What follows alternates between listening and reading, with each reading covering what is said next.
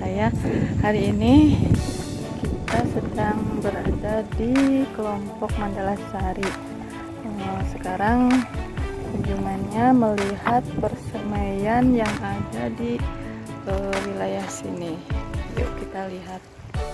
Nah, itu saya bersama POPT untuk melihat persemaian. Takutnya ada hama yang mengganggu persemaian Pak Ivan ini. Di sini kondisinya kering, sedang ada jadwal pengeringan. Namun di sebelah sana sudah ada yang sedang memilih tanah. Itu benih padinya berwarna kuning, mungkin kurang nutrisi karena lahan persemaiannya terlalu sempit. Kalau bisa membuat persemaian itu lahannya 5% dari luas lahan yang dimiliki petani. Biasanya kalau kebutuhan benih itu 100 bata cukup 3,5 kilo, itu sudah cukup. Nah ini bisa berapa ini? Buat berapa hektar nih? Buat berapa hektar nih? Ini terlalu banyak, terlalu berdempetan.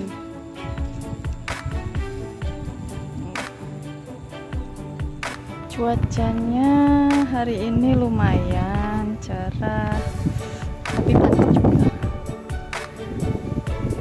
Tapi ya harus tetap berjalan, melihat keadaan di lapangan sekarang sedang apa. Nah, ini keadaan tanamannya di sini. Sebagian dikeringkan, tapi sebagian juga ada yang sedang dicangkul. Di sana sudah ada yang tanam juga, jadi tidak serempak ya. Harusnya kalau ada pengeringan semua dikeringkan, dan nanti kalau sudah musim tanam baru dilakukan pengolahan tanah supaya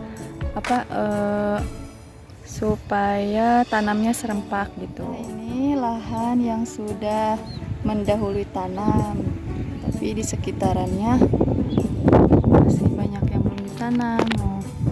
Khawatir nanti banyak hama yang datang ya, karena yang di sebelahnya belum pada tanam.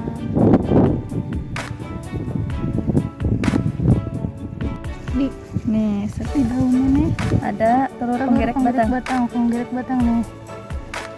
Kalau penggerek sundep atau buluk gitu, nanti dia telurnya itu menetas, terus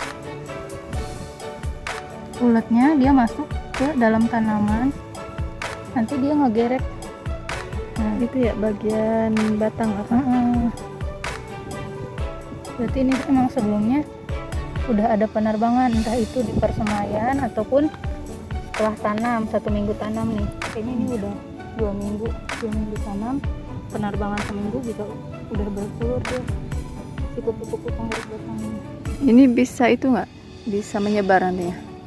Bisa. Ini kan kalau misalkan ini terserang, terus nanti di sebelahnya kan belum ditanam nih. Bisa jadi nanti ada penerbangan lagi, nanti kena lagi di sampingnya, kena penggerek juga. Jadi kalau cara penanggulangannya gimana? Ya kalau misalkan kayak tadi nih, kalau misalkan kita lihat telurnya kita ambilin, terus juga ada bumbung konservasi. Itu dari bambu, kita cara ngedeteksinya kita ambil telurnya, dikumpulkan, terus dimasukin ke bumbung itu, nanti dikasih lem di dalam ininya. Jadi pas menetas itu si ulat-ulatnya tuh ketrap gitu, jadi nggak ke tanaman ya? Nggak kena tanaman. Nah, terus nih ada itu apa? Pinding tanah. Kalau ke pinding tanah biasanya dia hidupnya nih di dapuran. Tadi kan ada di sini ya. Kalau misalkan populasinya banyak, dia menghisap cairan batang sebenarnya. Nanti batangnya hitam gitu kan, busuk gitu. Berarti ngerusak ya? Iya, ngerusak juga. Banyak nggak populasinya?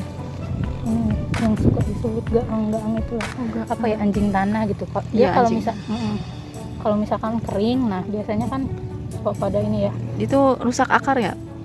Iya. Biasanya kalau tanaman padi yang kena anjing tanah itu harus segera disulam, diganti bukan? Iya, karena kan ya kering nanti kan di pinggirannya. Nah terus juga kan emang sebenarnya kalau terlalu pinggir gini nih baiknya sih disisakan gitu ya lahannya untuk apa ya bahasa Indonesia kalau kamalir lah. Nah, itu kamalir. Biasanya kamalir kalau petani itu sebut. Ya ini terlalu pinggir nih. Biasanya kalau pinggir gini bisa mengundang itu ya gaang atau anjing tanah biasanya. Jadi ke petani kalau mau menanam padi, kalau bisa pinggiran galengan itu dikamalirkan supaya menghindari adanya gaang atau anjing tanah, juga menghindari kalau di lahannya banyak keong mas ya. Nanti kalau misalkan pinggiran galengannya dikamalirkan, lahan yang banyak keong masnya bisa ditaburin cacahan daun pepaya atau daun talas. Nah nanti si keong mas itu nggak ke tanaman tapi ke cacahan daun talas atau pepaya itu. Nah, itu contoh ini tanaman yang kena apa tuh? Anjing tanah. Oh itu. Jadinya Yang diruksaknya apa tuh?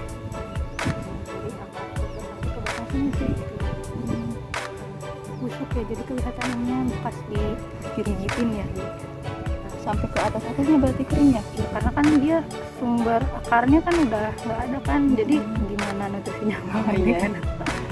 Nah itu ya nanti sayang kalau tanaman padinya rusak ya. Nanti kan di pinggirannya kan yang kering-kering nih pasti nih kalau kita ambilin kerusakannya begitu sama kan sayang, kasihan. Nah itu ada persemaian lagi. Ini juga sama kayak yang tadi ya, terlalu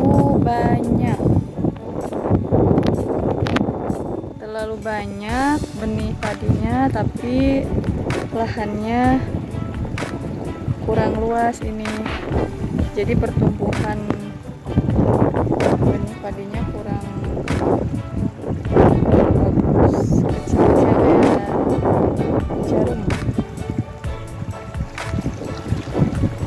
Nah kawan-kawan, keliling hari ini kita cukupkan saja karena matahari sudah mulai panas dan kita butuh amunisi. Untuk selanjutnya nanti kita keliling lagi ke kelompok yang lainnya, melihat keadaan tanaman yang ada di lahan kelompok yang lain. Saya tutup. Wabillahi taufiq wal hidayah. Wassalamualaikum warahmatullahi wabarakatuh. Dadah.